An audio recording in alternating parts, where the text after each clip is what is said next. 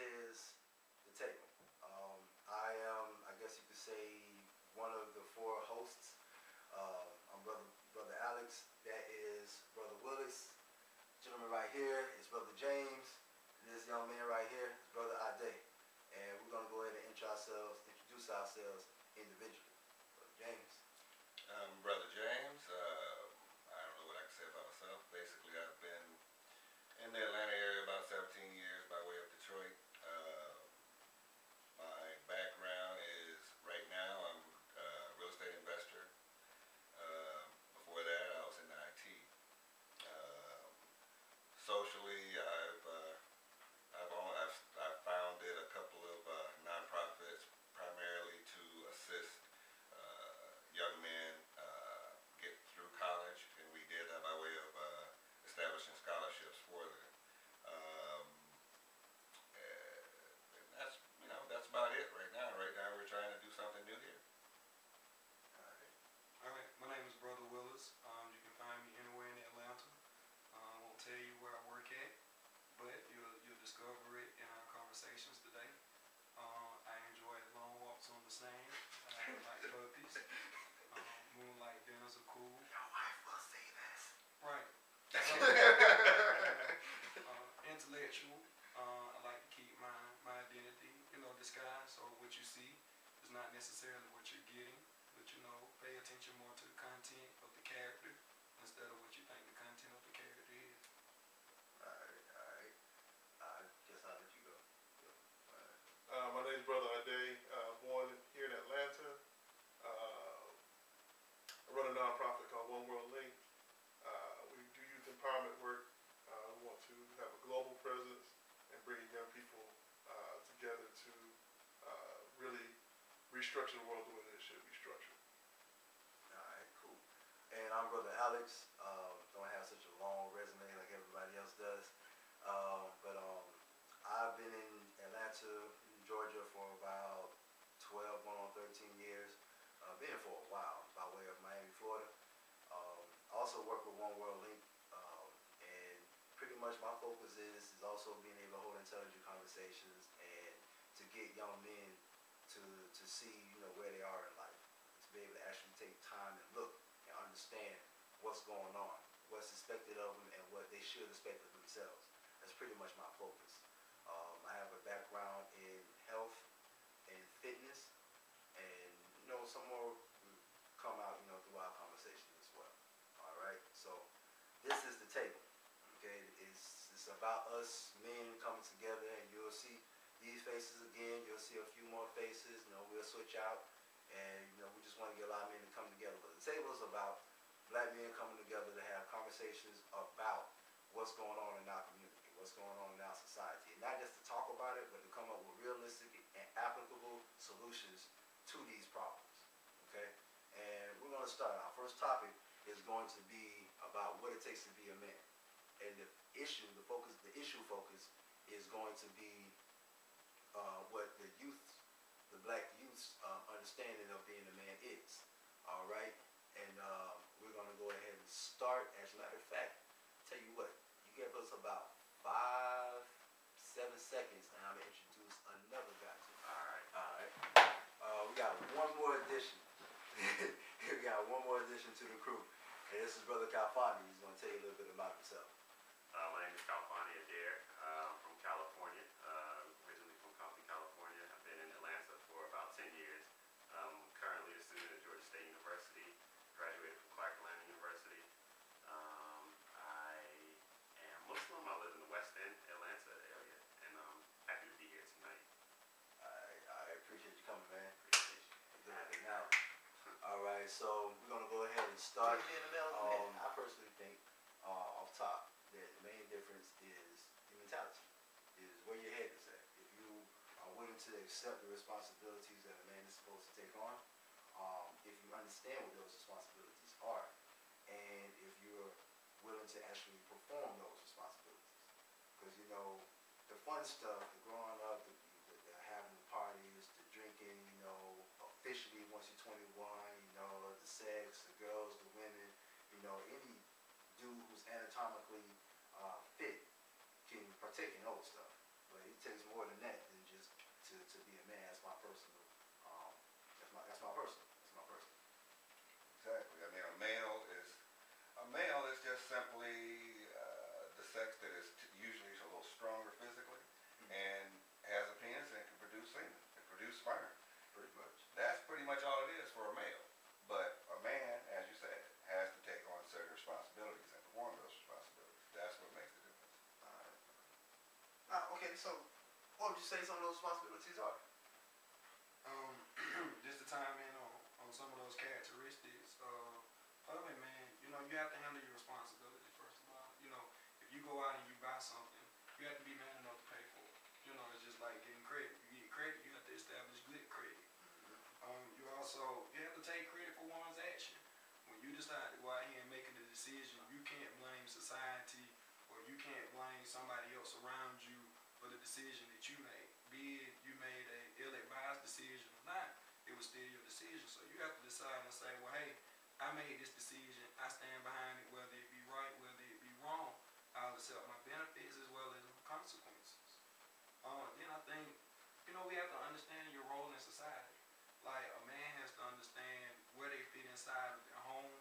They have to know where they fit inside with their group or, you know, homeboys, whatever they want to call it, your clique. You also have to know where you fit in this world. The world does not revolve around you as a person. And I think that's a problem that some males have. They think that, well, just because I'm grown and people listen to me, that makes me a man. And it doesn't. Somebody once told me that a black male will blackmail you. Interesting. And so, I mean, those negative characteristics that we think of when we think of black men in society are really characteristics of black males in society. A black man, you can't say anything negative about a black man. A black man takes care of his responsibilities. A black man is honorable in his community. A black man does what he's supposed to do. But a black male doesn't necessarily do those things. And so, I think a lot of times women get that confused, society gets that confused. They confuse the two. You know, just because you look the part, don't mean you are the part. So.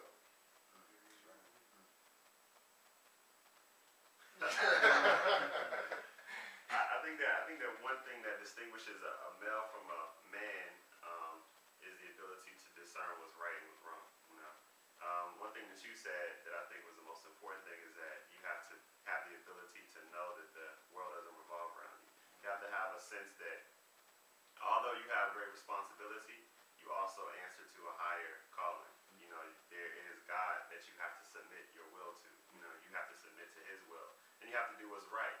And as a male, I mean, you could be a male bird, you could be a male ghost, you know, you could be a male whatever, you know. But men, we have reason and we have free will, you know. And so with that reason and with that intellect, that along with that comes a greater responsibility, which is choosing to do what's right instead of what's convenient or what's fun or what's socially acceptable.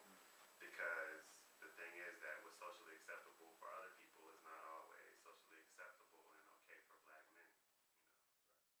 If you're 15 years old and you're living a life that a 30-year-old man is supposed to make, and you have in your head that you are a man, your male cup is full. You can't put anything more into it. You can't grow anymore. You wonder why a lot of older adults and a lot of females say that you're immature once you hit 30, 31, 32, because you cut yourself off from the opportunity to mature from 15 to 30, because you already had the mindset that you are a man, because you're having sex, you're smoking, you're drinking or whatever, and you don't give an F about what anybody else says because you're the man and you do whatever the hell you want to do. So, yeah, you cut yourself You brought up an important point earlier when you said that when you're talking about the misconceptions and somebody saying that being a man is doing whatever you want to do. Yeah. And Brother Calfani brought up it's not really doing what you want to do, but doing what you're supposed to do. So, you know, a lot of times people say, well, you know, he can do whatever he wants. He's got money. That's not being a man. That ain't got nothing to do with being a man. That just means you got money. Yeah. I mean, but, you know, being a man is not just, taking the convenient path. You know, I think, what's that movie Al Gore made, The Inconvenient Truth? sometimes it's inconvenient to be a man. You know, sometimes, you know, you got to stay at home. For Or you real. need to be outside, you know, your friends outside doing one thing, but you got a plan. Mm-hmm. You might need to be at home working that plan. Yeah. And so that's what it's about being a man, is making those decisions for the betterment not only of yourself, your community, and your future generations. So. Well, you know, all of this conversation is making me think of things that I've, you know, opinions that I've held for quite a while. You know, I've been on this black community social merry-go-round for quite a while, and I'm starting to change my opinion on a lot of things. I think the major problems are larger than us. That we got societal issues that are affecting black men more because we were already, you know, disadvantaged in a way. So these problems are, like, for example, y'all were mentioning people not taking responsibility for things and things like that. The problem is, one of the major problems is, we're in a society now where people don't have to do certain things. They don't have to do what they should do because there aren't as many repercussions from not doing what they're supposed to do. You know, if they want to stand on the corner and sell drugs, I mean, everybody knows you shouldn't do that. But as y'all were saying, there's benefits to that. And there's just a few of us saying, you shouldn't do that, young man. But that, somebody saying that is not enough of a deterrent to stop people from doing it. Because they know they don't have to stop. The benefits are more for them to still act up and do things that they shouldn't do. You know, the way they treat women. You know, you shouldn't do certain things as a man. But if women are still coming to me, all I got going against me is you saying I shouldn't do it. I'm still getting what I want. Why shouldn't I do it? So we're in a society of people doing just what they want to do, because there is no reason for them not to do it other than morally it's incorrect. So it sounds like you're saying that there's a weak foundation that when it comes to morals and character. Our society as a whole is destabilizing morally. I can agree with that. As a whole, we are going to be the next Rome. In every aspect, we are falling apart. But again, it affects us as black men because we were already lower on the ladder. So Hands down, and you may not be selling drugs, true enough, but you bring it down to property value in the neighborhood because people don't want to ride around and think that these are criminals. You look like a criminal, you sound like a criminal, you walk like a criminal. You may not be a criminal, but you might be a criminal. you're wearing the uniform. You wearing the uniform. You're ready to come to the uniform, yep. So, you know, these misconceptions has to be changed. If we can fault part of the media, then the true question we have to ask ourselves is, why aren't we, our color, on the network stations? Why is it when I turn on BET, I don't see anything positive that reinforces black males doing the right thing? Black males working a hard, honest job.